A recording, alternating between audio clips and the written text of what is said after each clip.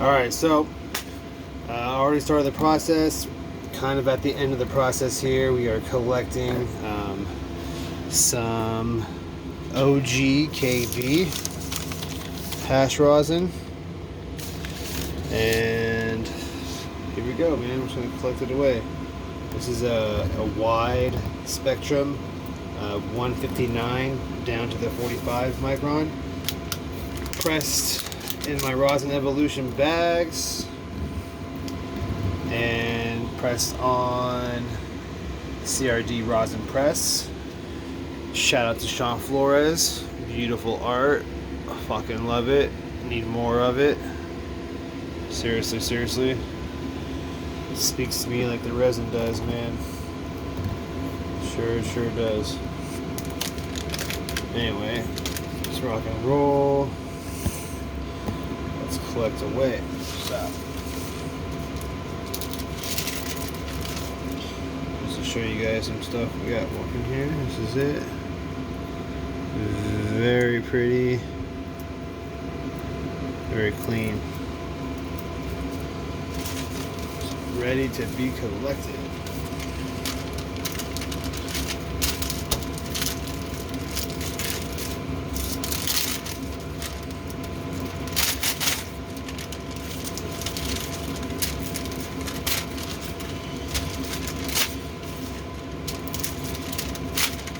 So I don't know, for those of you not familiar with solventless hash rosin, it is a solventless process, meaning no chemicals were used in the making of it, and there's no solvents used. The grower grew the plant. Plant was put in water and ice, cold temperatures. It was given some agitation. The trichome heads fell off. It fell through a series of filter bags, and then it was collected. It was dried, and then recollected again in these bags like I showed you,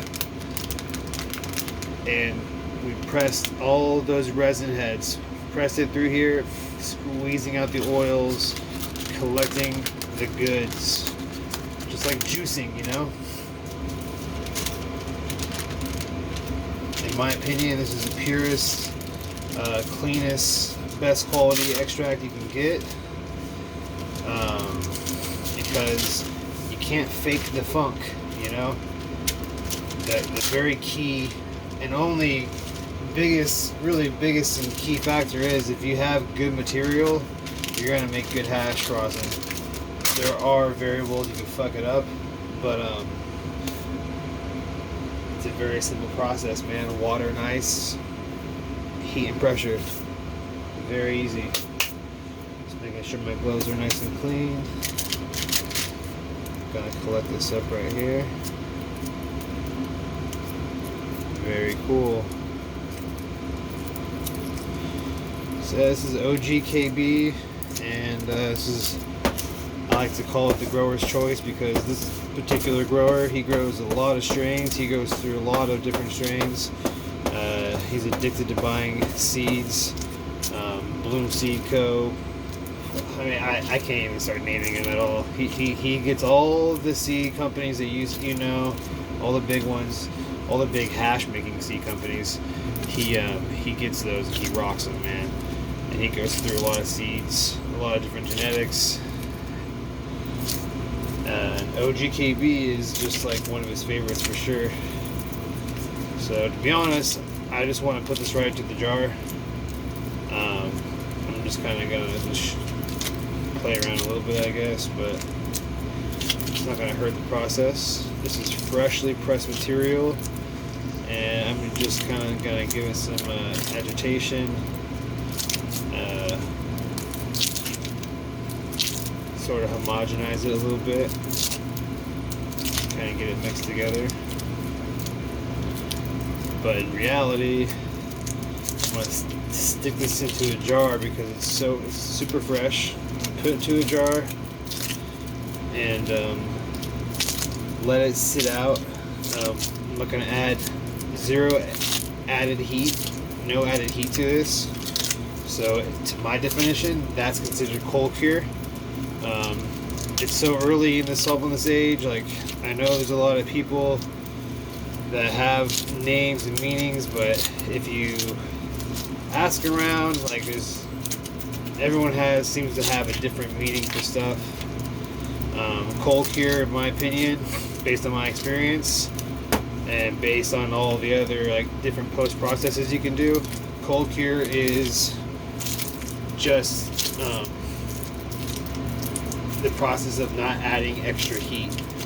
Now, whether you throw it into the freezer or the fridge, you know, I think that's another process. If you press this rosin off your plates, your hot plates that are between like 160 to 220 degrees, maybe lower, maybe hotter, depending on who you are. But pressing the resin off that hot and sits in a room at room temperature, you know, 70 degrees or so, you know, that's considered cold cure. I mean, 70 degrees is much colder than 160 degrees. So yeah, I mean, cold cure, to me, my definition is no added heat. There was no extra heat added after it was pressed. So after it was pressed, there was no extra heat added.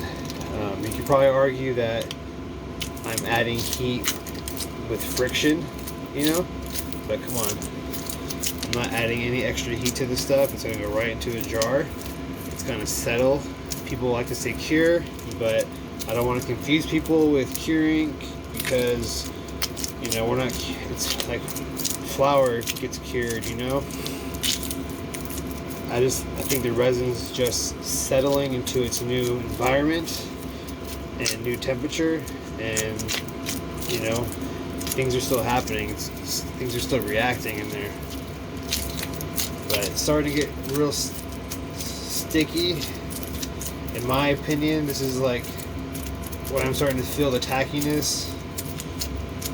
Because clearly it's changed.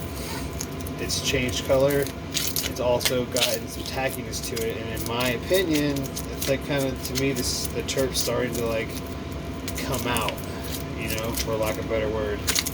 So I want to jar this up right away. I'm in a cold room. My room is 60 degrees, 64 degrees. So it's a cool room. But I'm going to get this in a jar pretty quickly and go from there. But it is fire, guys. It looks freaking great.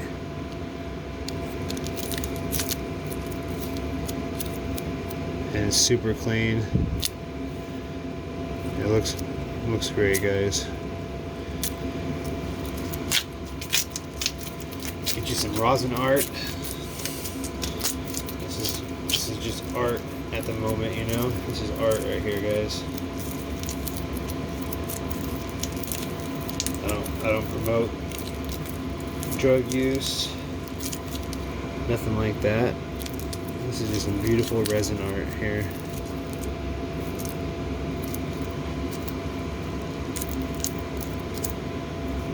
Very nice. Alright, let's get into a jar. Let's find a clean jar.